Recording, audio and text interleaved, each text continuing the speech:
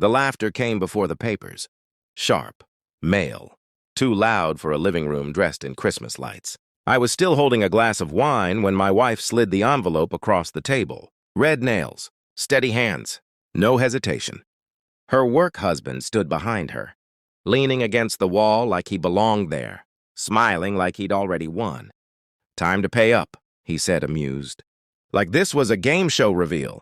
The room smelled like pine and cinnamon. The tree blinked softly. Our family photo sat crooked on the shelf. Me, her, a frozen smile that suddenly felt like evidence. I didn't open the envelope right away. I looked at her instead. She wouldn't meet my eyes. That was when something inside me went quiet. I'd always known silence could be louder than screaming. I just never expected it to live inside my chest. She cleared her throat. It's for the best." The words landed hollow, practiced. Her lawyer stepped forward, already explaining timelines and assets, but all I heard was the echo of another moment months ago, when she'd laughed the same way at her phone, when she'd said his name too casually, when she'd started guarding her screen like it was a second heart. I signed the papers without reading them. The pen felt heavier than it should have. The man behind her laughed again. "Smart move." I smiled back. That confused him. I reached into my coat pocket and pulled out a small box. No ribbon, no label. Just matte black cardboard. "For you," I said, handing it to the lawyer. He frowned, hesitated, then opened it. The color drained from his face so fast I thought he might faint. He swallowed. Then he leaned toward my wife and whispered, voice trembling, "You need to start begging, now!" The room froze. Her head snapped toward him. "What?" I stood, adjusted my cuffs, and finally felt my pulse return, slow, controlled, obedient. "Don't worry," I said calmly. "You'll understand soon."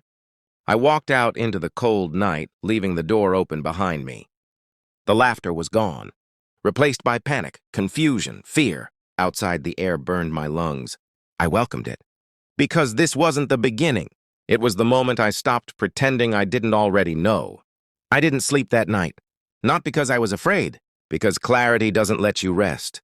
I replayed everything, the late meetings, the shared jokes I wasn't part of, the way she'd started calling him safe, how safety had slowly replaced love, how she thought comfort meant loyalty. 3 months earlier, I'd stopped asking questions out loud. Instead, I listened. Phone records don't lie. Cloud backups don't forget. And people who think they're smarter than you always leave fingerprints, where they think no one will look. The gift I gave her lawyer wasn't dramatic. No threats, no theatrics, just a neatly organized flash drive.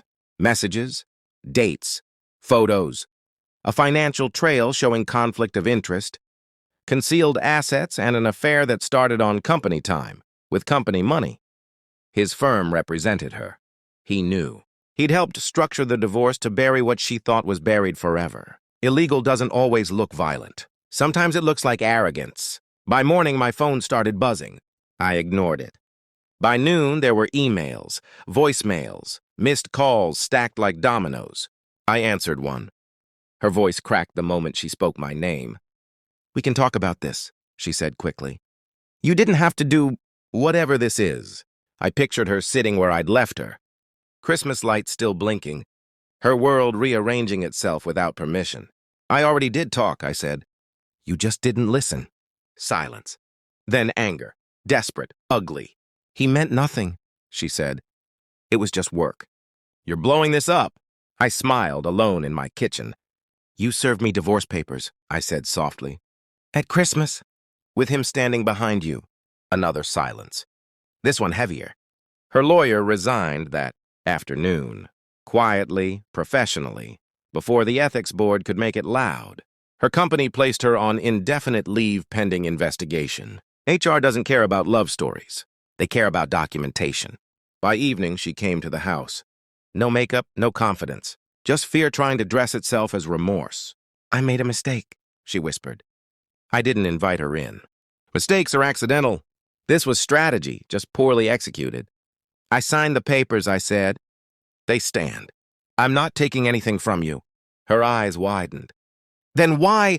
"Because I wanted the truth acknowledged," I replied. "Not forgiven." She reached for my arm.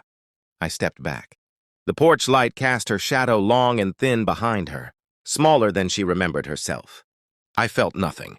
That was the final gift. I hope he was worth it, I said. She opened her mouth. I closed the door.